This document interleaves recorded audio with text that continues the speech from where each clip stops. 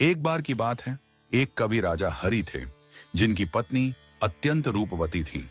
राजा हरि ने स्त्री के सौंदर्य और उसके बिना जीवन के सूनेपन पर 100 श्लोक लिखे, जो श्रृंगार शतक के नाम से प्रसिद्ध हुए। उसी राज्य में एक ब्राह्मण भी रहता था, जिसने अपनी निस्वार्थ पूजा से देवताओं को प्रसन्न कर लिया। देवता ने उसे वरदान के रूप में एक अमर फल दिया और कहा कि इसे खाने से वह लंबे समय तक युवा रहेगा।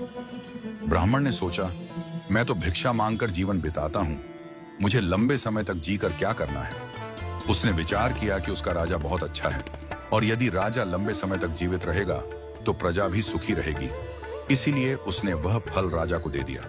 राजा फल पाकर प्रसन्न हो गया, लेकिन उसने मन ही मन सोचा, यह फल मैं अपनी पत्नी को दे देता हूं।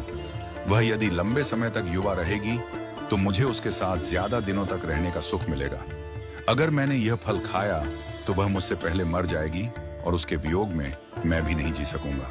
राजा ने वह फल अपनी पत्नी को दे दिया, लेकिन रानी तो नगर के कोतवाल से प्रेम करती थी, जो अत्यंत सुदर्शन, हृष्ट-पुष्ट और बातूनी था। रानी ने कोतवाल को वह अमर फल देते हुए कहा, इसे खा लेना, इससे तुम लंबी आयु प्राप्त करोगे और मुझे सदा प्रसन्न करते रहोगे। कोतवाल महल से बाहर निकलते ही सोचने लगा, रानी के साथ तो मुझे धन दौलत के लिए झूठ मूठ ही प्रेम का नाटक करना पड़ता है। यह फल खाकर मैं क्या करूंगा?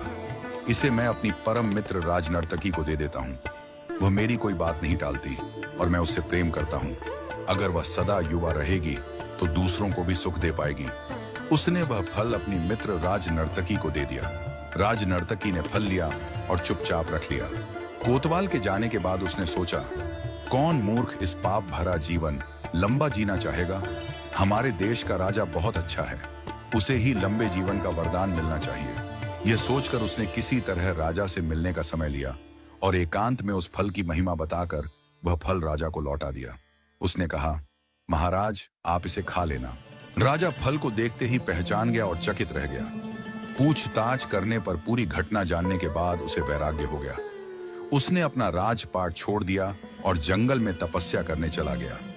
वहां उसने वैराग्य पर 100 श्लोक लिखे, जो वैराग्य शतक के नाम से प्रसिद्ध हुए। यही इस संसार की वास्तविकता है। एक व्यक्ति किसी अन्य से प्रेम करता है और चाहता है कि वह व्यक्ति भी उसे उतना ही प्रेम करे, परंतु विडंबना यह है कि वह दूसरा व्यक्ति किसी और से प्रेम करता है। इसका कारण यह है कि संसार के सभी प्राणी अपूर्ण हैं। सब में कुछ न कुछ कमी है। केवल भगवान ही पूर्ण हैं, जो हर जीव से उतना ही प्रेम करते हैं जितना जीव उनसे करता है, बल्कि उससे भी अधिक। परंतु हम